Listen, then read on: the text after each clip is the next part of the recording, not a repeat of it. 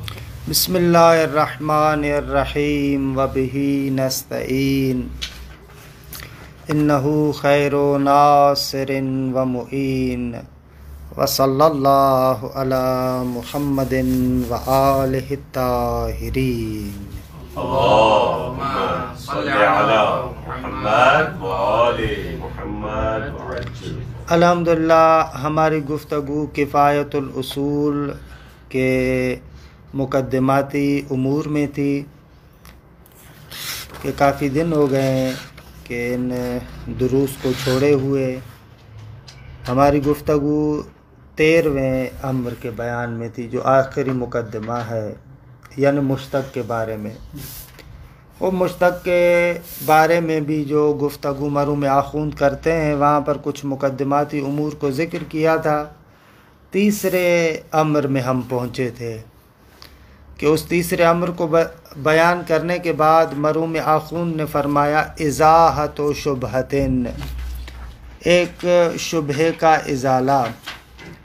اس شبہے کے ازالے میں مروم آخوند مشہور جو مطلب ہے علم نحو و صرف میں اس کو نقد کرتے ہیں۔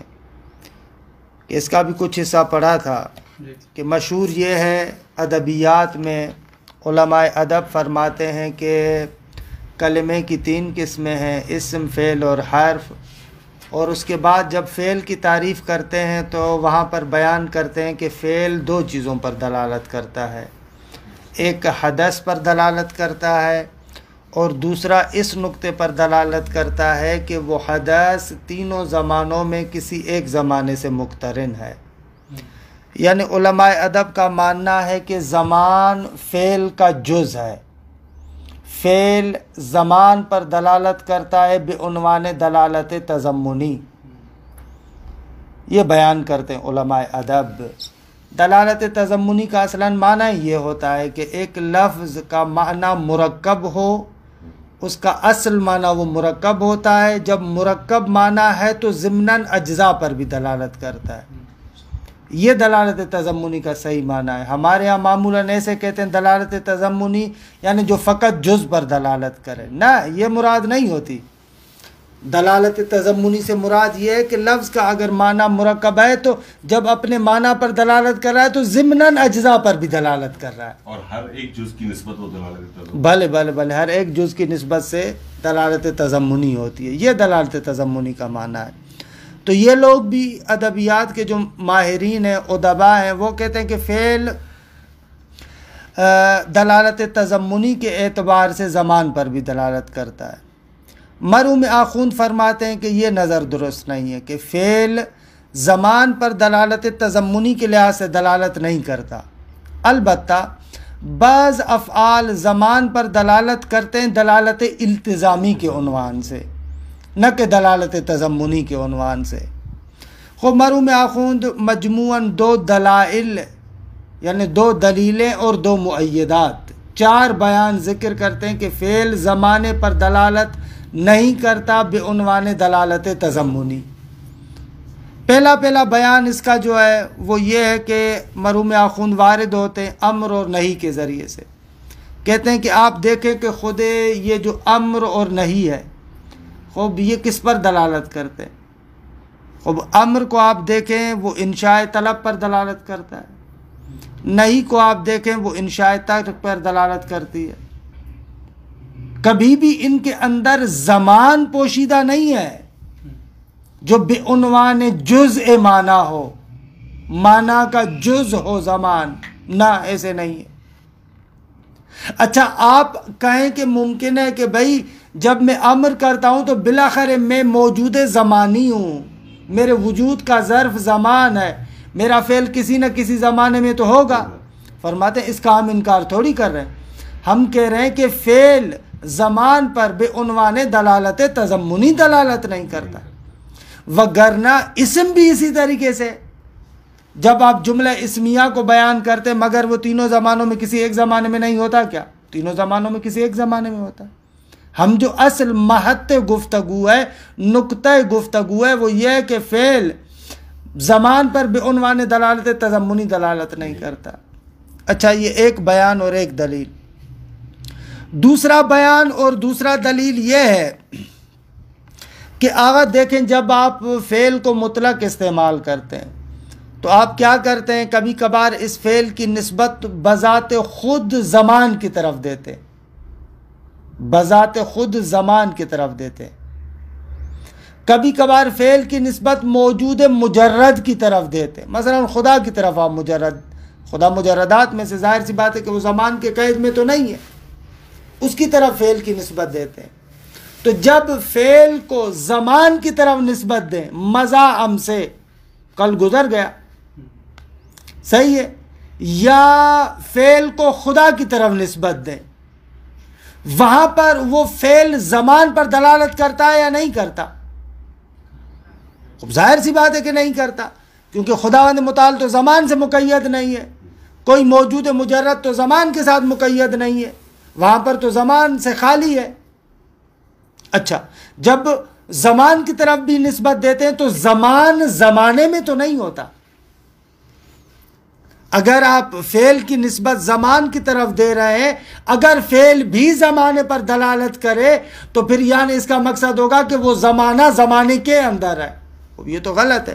زمان زمانی تھوڑی ہے، یا خدا کا فعل زمانی تھوڑی ہے، بس وہاں پر حتماً آپ فعل کو زمان سے خالی کرتے، تجرید کرتے۔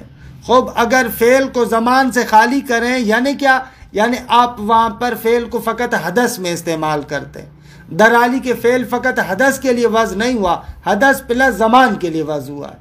خوب، قطعاً پھر اس فعل کا استعمال مجازی ہونا چاہیے، کیونکہ لفظ کو جزء معنی میں استعمال کر رہے ہیں، نہ کہ آپ تمام معنی میں استعمال کرتے۔ اگر لفظ کو جزء معنی میں استعمال کر رہے ہیں تو یہ مجاز ہونا چاہیے، در حالی کہ اس مورد میں بھی فعل کو استعمال کرتے ہوئے ہم کسی قسم کے تجوز کا احساس نہیں کرتے، مجاز گوئی کا احساس نہیں کرتے۔ اب یہ دلیل دوم ہے۔ اچھا، ان قلتا، خوب کوئی بندہ آ کر سوال کرے، آغا جب زمان فعل کا جز نہیں ہے تو پھر تو ماضی کو مضارع کی جگہ پر استعمال کریں، مضارع کو ماضی کی جگہ پر استعمال کریں، پھر تو فرق نہیں ہونا چاہیے نا۔ جب دونوں حدث پر دلالت کرتے ہیں تو پھر کیا فرق پڑتا ہے کہ ماضی کا فعل ہو یا مضارع کا؟ کیا فرق ہونا چاہیے؟ پھر تو فرق نہیں پڑنا چاہیے، در حالی کہ ہم ماضی کی جگہ پر مضارع کو استعمال نہیں کرتے، مضارع کی جگہ پر ماضی کو استعمال نہیں کرتے۔ تو آگے آخوند آپ کیسے فرما رہے ہیں؟ آخوند کہہ رہے ہیں کہ بابا اس سوال کو ہم نے بھی سوچا ہے، اس کا جواب دیتے۔ ہم نے کہا فعل دلالت تضمنی کے لحاظ سے زمان پر دلالت نہیں کرتا، دوسرے لفظوں میں فعل کے معنی موضوع لا کا جز نہیں ہے زمان۔ البتہ یہ تھوڑی کہا کہ مختلف افعال کی خصوصیات نہیں ہے، خب دلالت التزامی کے لحاظ سے ہر ایک کی خصوصیت ہے۔ خب زمان ماضی تحقق کو بیان کرتا ہے، ایک فعل سے فارغ ہو جاتے وہاں پر آپ زمان ماضی کو استعمال کرتے۔ مضارع ترقب کو بیان کرتا ہے کہ آپ اس کے انتظار میں۔ خب یہ تحقق اور ترقب معنی موضوع لا کا جز نہیں ہے، لیکن ایک خصوصیت ہے جو تحقق ماضی کے ساتھ مربوط ہے، ترقب مضارع کے ساتھ مخصوص ہے۔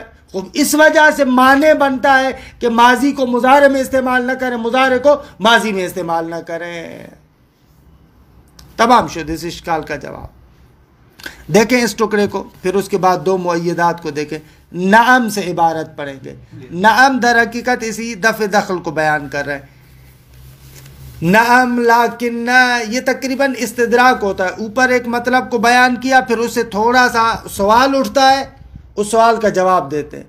بھئی آپ نے بیان کیا کہ فعل کا معنی ہے موضوع لا کا جز زمان نہیں ہے، تو پھر تو ماضی اور مضارع میں فرق نہیں ہونا چاہیے، پھر کیوں فرق کریں؟ نعم، ہاں، لا یبعد ان یکون لکل من الماضی والمضارع بحسب المعنی خصوصیت اخری، لیکن ہاں یہ بات ہے کہ بعید نہیں ہے کہ ماضی اور مضارع میں سے ہر ایک کے لیے معنی کے اعتبار سے ایک اور خصوصیت ہو کہ موجبۃ للدلالۃ علی وقوع النسبۃ فی الزمان الماضی فی الماضی وفی الحال او الاستقبال فی المضارع، البتہ فیما کان الفاعل من الزمانیات۔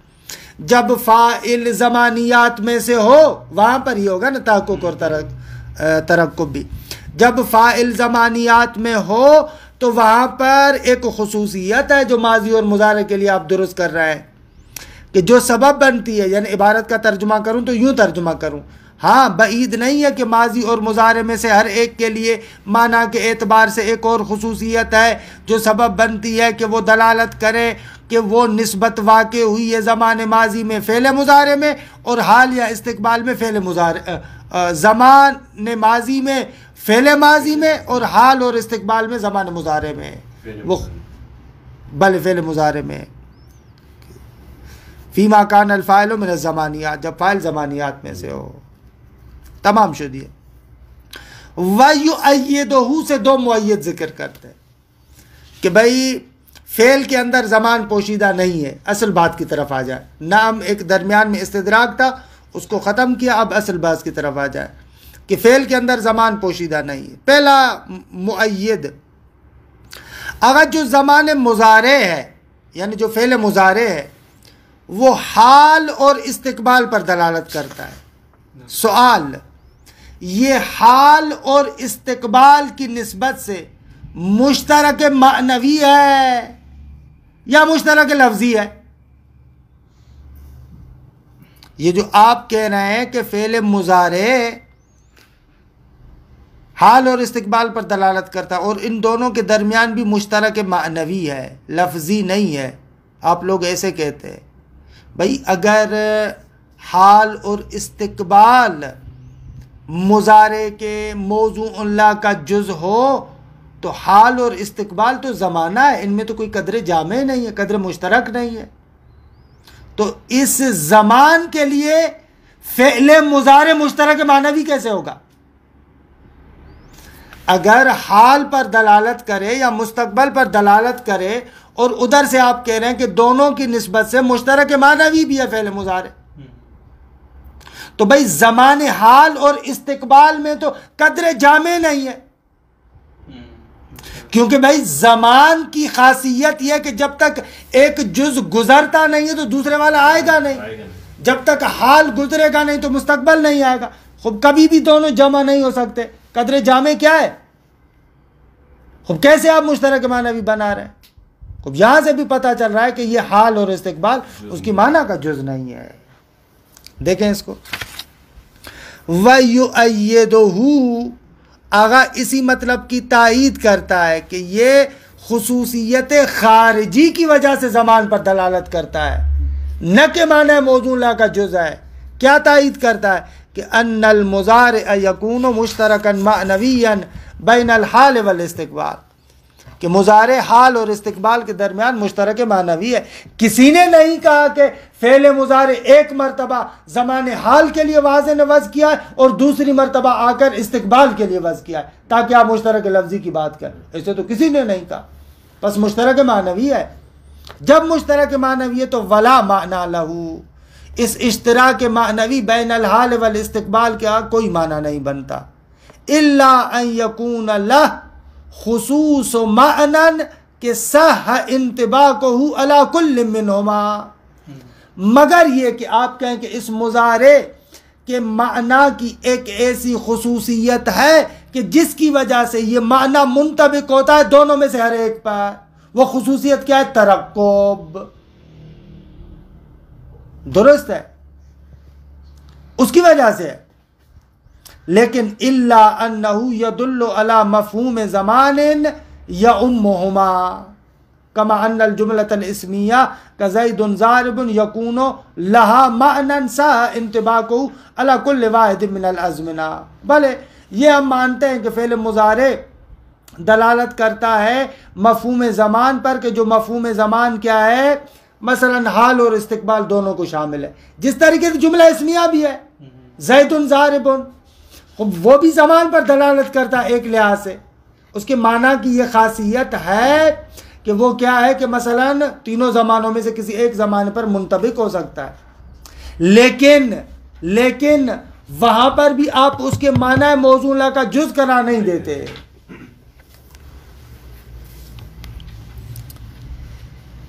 کما ان جملۃ الاسمیہ کا زید ضارب یکون لہا معنی کے سا انطباقہ علی کل واحد من الازمنۃ الثلاثہ، مگر یہ کہ جملہ اسمیہ جیسے زید ضارب ہے، اس جملہ اسمیہ کے لیے ایک ایسا معنی ہے کہ جس معنی کا انطباق کرنا صحیح ہے تینوں زمانوں میں سے کسی ایک زمانے پر، مع عدم دلالتها علی واحد منها اصلاً، لیکن معنی موضوع لا کے عنوان سے زمانے میں سے کسی بھی زمانے پر دلالت نہیں کرتا۔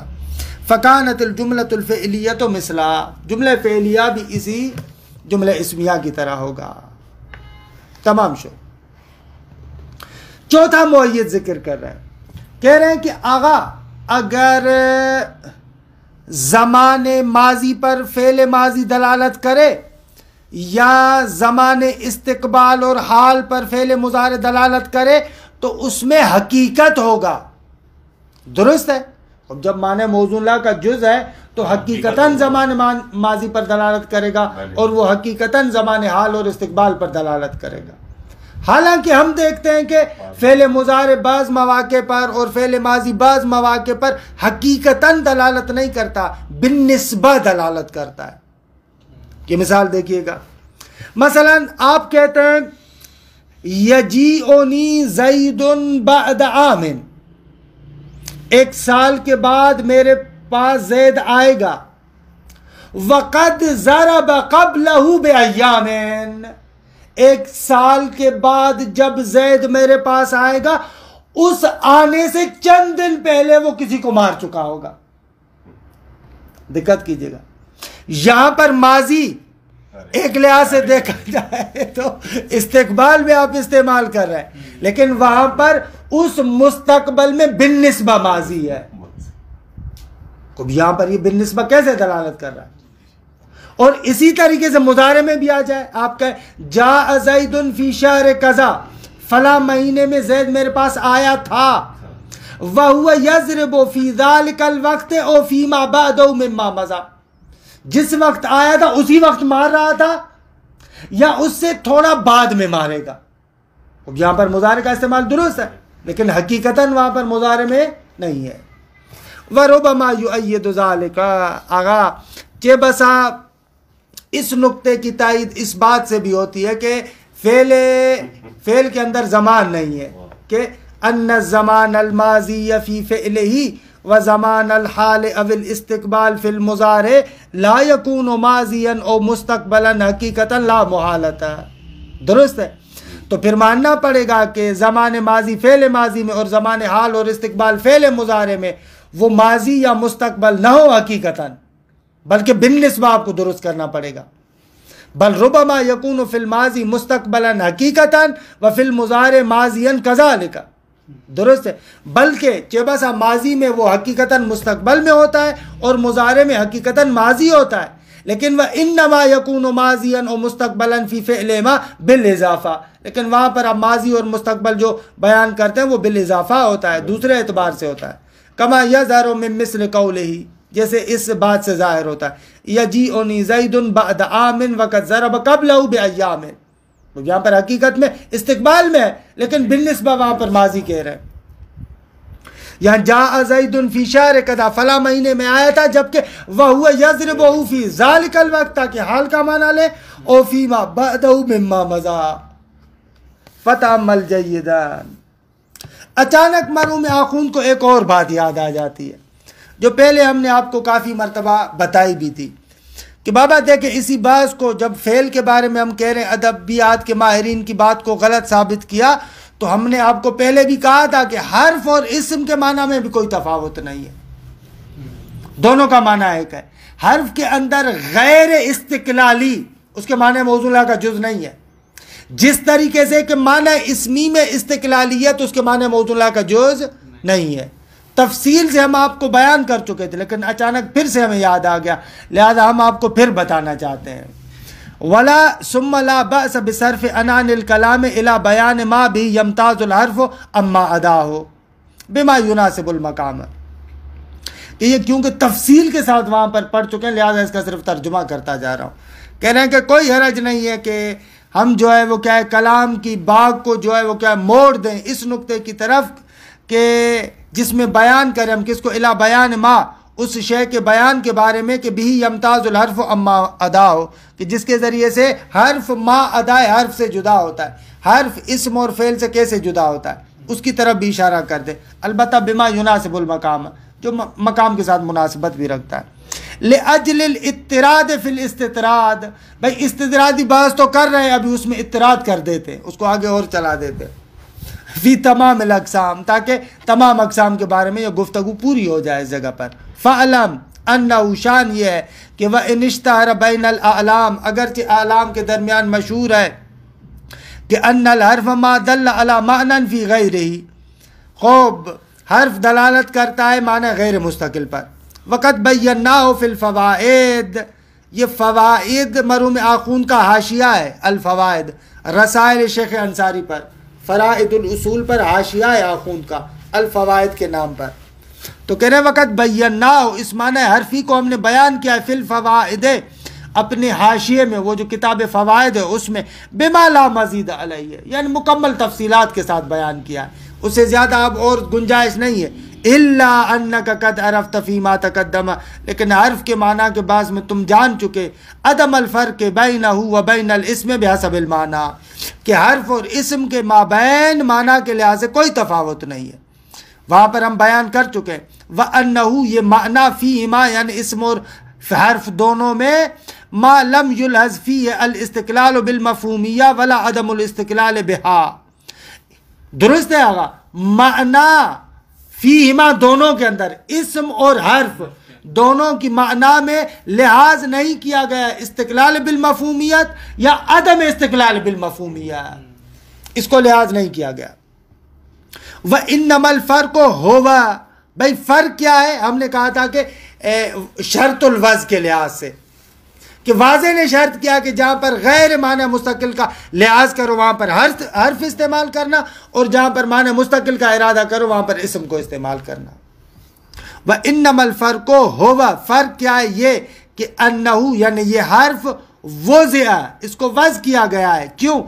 لیستعمل، تاکہ اس حرف کو استعمال کیا جائے، وَأُرِيدَ مِنْهُ مَعْنَاهُ حَالَةً لِغَيْرِهِ، اور اس حرف سے ارادہ کیا جائے اس حرف کی معنی غیر کے لیے حالت ہو، یعنی غیر استقلالی ہو، یعنی واضح نے یہ شرط قرار دیا ہے۔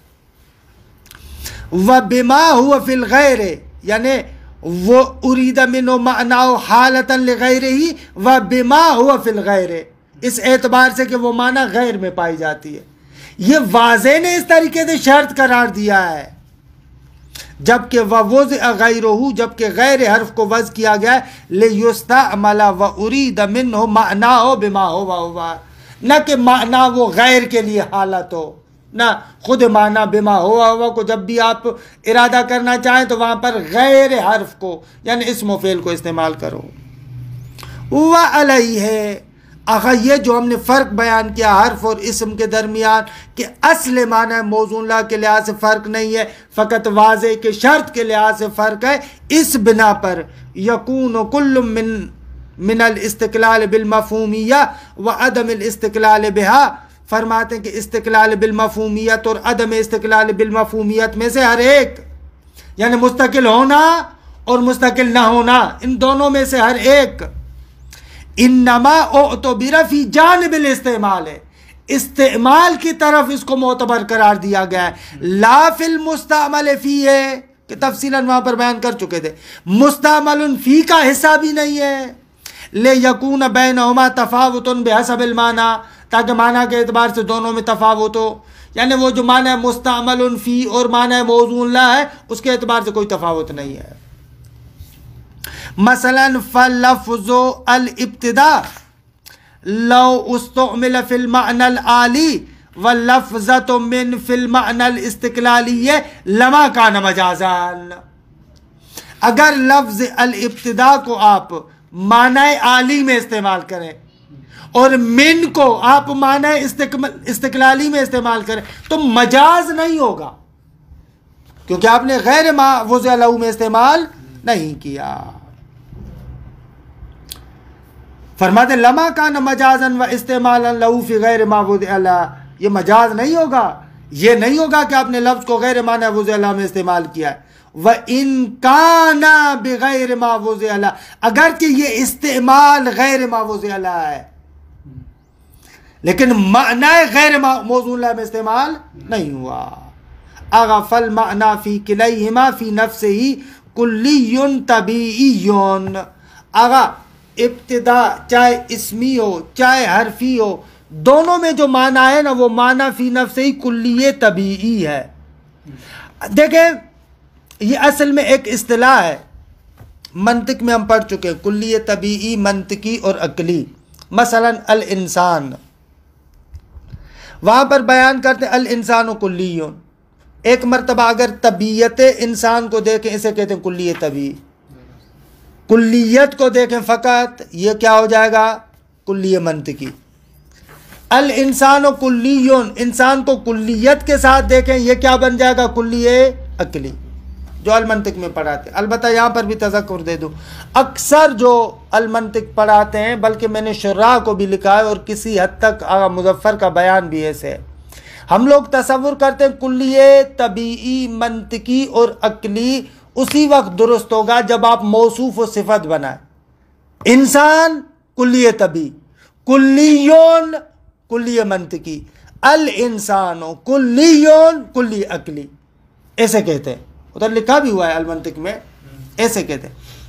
حالانکہ یہ نہیں کہنا چاہ رہے وہاں پر بھی جو مناطقہ نکاح ہے. مناطقہ نکاح یہ خود الانسان، اسی الانسان کے اندر تینوں لحاظ ہو سکتے ہیں، اسی الانسان کے اندر. اس کو فقط طبیعت انسان کے عنوان سے دیکھیں کلی طبیعی، اسی الانسان کو فقط کلیت کے عنوان سے دیکھیں کلی منطقی. انسان اور کلیت دونوں کے اعتبار سے دیکھیں کلی عقلی. یہی انسان ہے جس میں تینوں لحاظ ہے. یہاں پر اس اصطلاح کو لے کر آئے لیکن معنی وہ نہیں ہے مقصود. معنی یہاں پر آخوند نے اپنا لیا ہے. اچھا، معنی یہاں پر ایک اصل المعنی درست ہے، مثلا اصل ابتدا کا معنی، اس کو آخوند کہہ رہے ہیں یہ آپ سمجھیں جیسے کہ کلی طبیعی ہے، اصل المعنی جو الابتدا ہے. دوسری مرتبہ فقط استقلالیت اور غیر استقلالیت کو دیکھیں، اس کو فرض کریں کلی منطقی کی جگہ پر. آگا تیسری مرتبہ اس ابتدا کو استقلالیت کے ساتھ یا اس ابتدا کو غیر استقلالیت کے ساتھ، یہ ہو جائے گا کلی عقلی. درست ہے. خوب آخوند کہتے ہیں آپ کو منطق میں انہوں نے کیا پڑھایا تھا کہ کلی طبیعی تو خارج میں موجود ہے افراد کے ضمن میں، اما کلی منطقی خارج میں نہیں ہے، کیونکہ مفہوم کلیت تو خارج میں نہیں ہے. آغا کلی عقلی بھی خارج میں نہیں ہے، کیونکہ طبیعت کلی اگر مقید ہو کلیت کے ساتھ، وہ کلیت امر ذہنی ہے تو وہ بھی خارج میں نہیں ہوگا. عیناً یہی کہہ رہے ہیں کہ اگر آپ اس کو استقلالیت اور غیر استقلالیت کو کہ جو کلی منطقی کی منزلت پر ہے اگر اصل المعنی کے ساتھ قید کریں یعنی کلی عقلی کے عنوان سے دیکھیں تو کبھی بھی یہ معنی خارج میں متحقق نہیں ہونا چاہیے،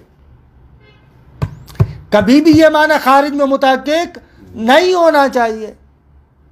حالانکہ ہم دیکھتے ہیں کہ خارج میں ہم استعمال بھی کرتے اور کوئی مجاز بھی محسوس نہیں کرتے. یہ وہاں پر بھی ذکر کیا تھا، اسی کو ہی ذکر کر رہے ہیں.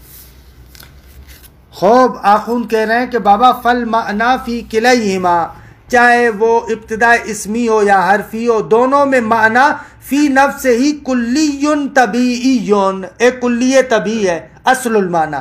یصدق علی کثیرین، خوب کلی طبیعی ہے جو کثیرین پر قابل صدق ہے.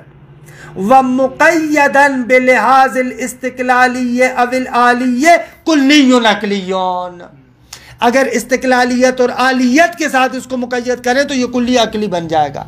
اما یہاں پر کلی عقلی میں تصرف کیا ہے آخوند نے، کلی عقلی سے مراد یعنی جو مقید ہو امر عقلی کے ساتھ، یہ مراد ہے.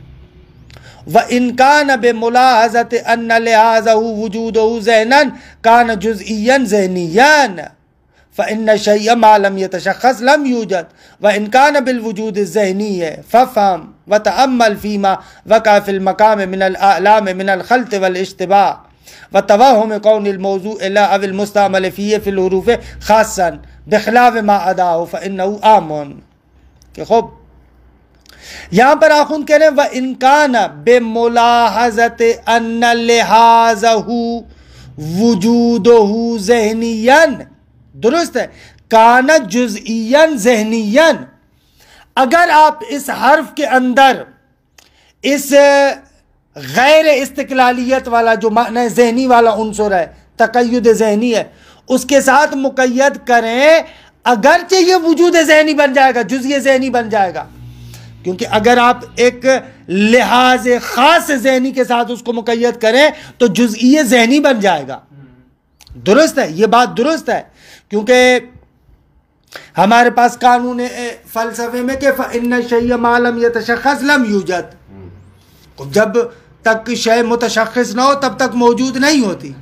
درست ہے، فرماتے ہیں کہ بھلے اگرچہ اس اعتبار سے یہ جزئی ذہنی بن جائے گا اسی وجود ذہنی کی وجہ سے، لیکن وہ جو اصل المعنی ہے وہ عمومیت رکھتا ہے، لیکن اس لحاظ کی وجہ سے جزئی ذہنی بنتا ہے. سمجھ رہے ہیں؟ کہہ رہے ہیں کہ وَإِن كَانَ بِمُلَاحَظَةِ أَنَّ لِحَاظَهُ، یعنی اس معنی کا لحاظ وجودہ ذہنیًا، اس اعتبار سے کہ اس معنی کا وجود ذہنی ہے، کان جزئیًا ذہنیًا، اس اعتبار سے کہ بھائی ہر ایک معنی میرا ایک خاص معنی میرے خاص ذہن کے ساتھ مخصوص ہے، اس اعتبار سے کیا ہے، جزئی ذہنی بن جائے گا. فَإِنَّ الشَّيْءَ مَا لَمْ يَتَشَخَّصْ لَمْ يُوجَد، کیونکہ ایک شے جب تک متشخص نہ ہو تب تک موجود نہیں ہوتی. وَإِن كَانَ بِالْوُجُودِ الذِّهْنِ، اگرچہ وہ شے وجود ذہنی کے ساتھ ہی کیوں نہ ہو، اس اعتبار سے ہوگا. لیکن فَفْهَمْ، دقت کن، وَتَأَمَّلْ فِي مَا وَقَعَ فِي الْمَقَامِ مِنَ الْأَعْلَامِ من الخلط والاشتباہ، دقت کرو اور دیکھو کہ بڑے بڑے بزرگوں سے یہاں پر کتنا خلط اور اشتباہ ہوا ہے، اور ان لوگوں نے توہم کیا ہے کہ موضوع لا اور مستعمل فی حروف میں خاص ہے. اس لحاظ کو دیکھ کر انہوں نے اس کو خاص بنا دیا، بخلاف ما ادا ہو، اور حروف کے علاوہ جو اسماء وغیرہ ہیں ان میں وہ لوگ کہتے ہیں کہ موضوع لا عام ہے. درست ہے، فإنہ عام، وہاں پر عام ہے، لیکن بل اسم وغیرہ میں عام ہے. لیکن ولیت شعری، کاش می دونستا کہ بھائی آپ حرف کے معنی موضوع لا کو خاص کیسے قرار دے رہے، اس معنی غیر استقلالی کے لیے نہیں، تو پھر اسم میں استقلالیت ہے تو پھر اس کو بھی خاص کرو. ولیت شعری، کاش می دونستا ان کان قصد العالیت فیہا موجبا لکون المعنی جزئیا، اگر قصد عالیت حروف کے اندر سبب بنتا ہے کہ وہ معنی جزئی بن جائے تو فلم لا یکون قصد الاستقلال فیہ موجبا لا، تو پھر اسم کے اندر جو قصد استقلالیت ہے وہ جزئیت کا سبب کیوں نہیں بنتا. وحل یکون ذالک، اور کیا یہ عدم جزئیت معنی اسمی میں جو ہے، حل یکون ذالک الا لکون ھذا القصد لیس مما یعتبر فی الموضوع لا، یہ اس لیے کہہ رہے ہیں کہ معنی استقلالی اسم کے اندر موضوع لا کا جز نہیں ہے، تبھی تو آپ معنی کلی کہہ رہے ہیں. ولل مستعمل فی، نہ ہی مستعمل فی کا جز ہے، بل فی الاستعمال، مقام استعمال میں.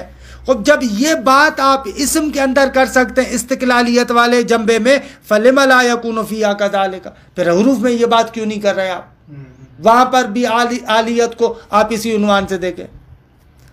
کیفا، بھائی کیسے ہو سکتا ہے کہ حرف اسماء کی طرح نہ ہو، کیفا وَإِلَّا لَازِمَ أَن يَكُونَ مَعَانِ الْمُتَعَلَّقَاتِ غَيْرَ مُنْطَبِقَةٍ عَلَى الْجُزْئِيَّاتِ الْخَارِجِيَّةِ، وگرنہ لازم آئے گا کہ یہ جو معانی متعلقات ہیں یعنی حروف والی جو معانی ہے وہ کبھی بھی خارج پر منطبق نہ ہو سکے، کیونکہ امر ذہنی کے ساتھ مقید ہے، امر ذہنی کے ساتھ مقید تو خارج میں منطبق نہیں ہو سکتا. لِقَوْنِهَا عَلَى هَذَا كُلِّيَّاتٍ عَقْلِيَّةٍ، اس لیے کہ یہ معانی متعلقات اس قول کے مطابق کہ معنی حروف جزئیہ ہو یہ تو کلی عقلی بن جائیں گی، یعنی امر ذہنی کے ساتھ مقید ہے. ہاں کلی عقلی یعنی یہ والکلی العقلی لا موطن لا الا ذہن، آغا کلی عقلی یعنی جو مقید و امر ذہنی کے ساتھ اس کی جگہ فقط ذہن ہے. پس فالسیر والبصرۃ والکوفۃ فی سرت من البصرۃ الی الکوفہ لا یکاد یصدق علی السیر والبصرۃ والکوفہ. خوب یہ سیر و بصرہ و کوفہ جو سرت من البصرۃ الی الکوفہ میں کبھی بھی خارجی سیر پر، کوفے پر، بصرے پر صادق نہ آ سکتا ہو. درست ہے، مولا اگر آپ کو کہے سر من البصرۃ الی الکوفہ، آپ کبھی بھی مولا کے اس امر کا امتثال نہیں کر سکتے. کیوں؟ لِتَقَيُّدِهَا بِمَا اُعْتُبِرَ فِيهِ الْقَصْدُ، اس لیے کہ آغا یہ سیر و بصرہ کوفہ مقید ہے بما، اس قید کے ساتھ کہ اعتبر فیہ، جو اس میں معتبر قرار دی گئی ہے، بما اعتبر فیہ القصد، درست ہے، کیونکہ اس میں وہ جو قصد وغیرہ کو معتبر قرار دیا گیا ہے تو فتصیر عقلیہ، خوب نتیجتاً یہ عقلی بن جائیں گے، فیستحیل انطباق علی الامور الخارجیہ، تو المقید بامر ذہنی لا ينطبق علی الخارج، وبما حققنا، آغا ہماری اتنی عمیق تحقیق کے ذریعے سے یوفق بین جزئیت المعنی الحرفی بل الاسمی وصدق علی الکثیرین، دونوں کو آپ دیں۔ یہ بات بھی درست ہے کہ معنی حرفی اور اسمی جزئیہ یعنی استعمال کے اعتبار سے، یہ بات بھی درست ہے کہ کثیرین پر صادق کے اصل المعنی کے اعتبار سے، ایسے آپ جمع کریں۔ وَأَنَّ الْجُزْئِيَّةَ، خود ہی کھول رہے، أَنَّ الْجُزْئِيَّةَ بِاعْتِبَارِ تَقَيُّدِ الْمَعْنَى بِلِحَاظِ فِي مَوَارِدِ الْاِسْتِعْمَالَاتِ عَالِيًّا وَاِسْتِقْلَالِيًّا، اگر معنی کی جزئیت اس وجہ الجم کو بیان کر رہے ہیں، معنی کی جزئیت اس اعتبار سے کہ وہ معنی مقید ہو استعمالات کے موارد میں اس لحاظ کے ساتھ، حالانکہ وہ لحاظ عالی ہو یا استقلالی ہو، اس کے ساتھ اگر مقید ہو تو جزئی ہے۔ وَكُلِّيَّتَهُ، جزئیت پر عطف ہو رہا ہے، وَكُلِّيَّتَهُ، اور اس کی کلیت کو آپ دیکھیں بلحاظ نفس المعنی، اصل معنی کے اعتبار سے، وَمِنْهُ، یعنی جو ہم نے تحقیق بیان کی اس سے ظاہر عدم و اختصاص الاشکال و دفع بالحروف، اگر یہ اشکال اور اشکال کا دفع فقط حروف کے ساتھ مخصوص نہیں بل یہ غیر حرف میں بھی آئے گا۔ فتعمل فی المقام، اگر دوبارہ کہتے ہیں کہ اس جگہ پر تعامل کرو، فإنه دقیق، قسم سے مشکل ہے، ومزال الاقدام للآلام، بڑے بڑے بزرگان پھسل گئے، وقت سبق فی بعض الامور بعض الکلام، بھئی امر ثانی میں ہم نے کچھ باتیں کی تھیں، والاعادۃ مع ذالک، اس کے باوجود پھر اس کو دوبارہ بیان کرنا، لما فیہا من الفائدۃ والافادہ، اس میں کتنا فائدہ ہے، افادہ ہے، ففهم، یار صحیح کہہ رہا ہوں، دوبارہ اس میں تعامل کرو۔ وصلی اللہ علی محمد وآل بیتہ الطیبین الطاہرین۔ اللہم صلی علی محمد وآل محمد۔